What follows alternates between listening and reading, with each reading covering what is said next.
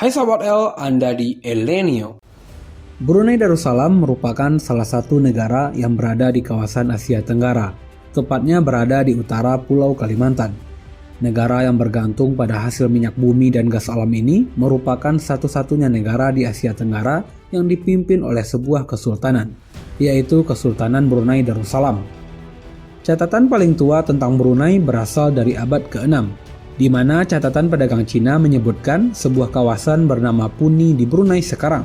Sebagian lagi menyebutkan Puni adalah kerajaan yang menguasai Brunei, Sabah, dan Sarawak, dan berpusat di Brunei sekarang. Catatan itu menerangkan tentang Puni yang merupakan pelabuhan utama bagi lalu lintas perdagangan India, Cina, dan Arab. Brunei merupakan negara yang menjadi kaya dengan hasil minyaknya. Brunei bahkan menjadi negara kedua terbesar di ASEAN untuk pendapatan per kapita penduduknya. Penduduk Brunei disebut mampu menghasilkan 445 juta rupiah per tahun. Nah, di video ini mari kita ulas secara singkat tentang negara Brunei ini. Kesultanan Brunei. Menurut catatan Cina, kerajaan yang disebut dengan Puni sudah berdiri sejak abad ke-7 dan dikuasai oleh raja beragama Hindu. Namun sayangnya sangat sedikit sumber sejarah yang membahas kehidupan di Puni ini. Islam masuk ke Brunei pada abad ke-10 yang dibawa oleh pedagang Cina. Secara perlahan Islam mulai menyebar di Brunei dan Kalimantan, khususnya Kalimantan Utara. Pada abad ke-13, Raja Brunei saat itu bernama Raja Awang Alak Betatar menikah dengan putri Sultan Johor. Raja Awang Alak Betatar akhirnya masuk Islam dan diberi gelar Sultan Muhammad Shah. Pasca mulai menghilangnya pengaruh Majapahit di Brunei, pusat pemerintahan kerajaan Brunei dipindahkan ke Kota Batu. Dan sejak saat itulah penyebutan Puni oleh pedagang Cina berubah menjadi Bruni atau Brunei. Raja Awang Alak Betatar atau Sultan Muhammad Shah ini merupakan keturunan awal Kesultanan Brunei yang ditulis pada prasasti Batu Tersilah, yaitu prasasti yang mencatat silsilah raja-raja Brunei. Berasal dari Minangkabau. Catatan sejarah tentang asal-usul pendiri Kesultanan Brunei tidaklah terlalu banyak. Salah satunya yang menjadi rujukan dalam mencari asal-usul Kesultanan Brunei adalah sebuah syair bernama Syair Awang Semaun.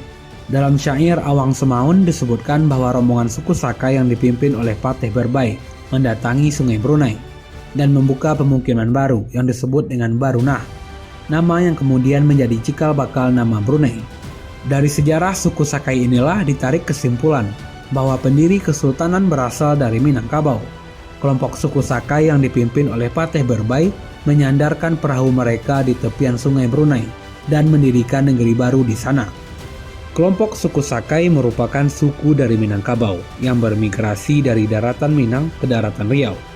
Dari sanalah mereka berlayar dan sampai ke Brunei.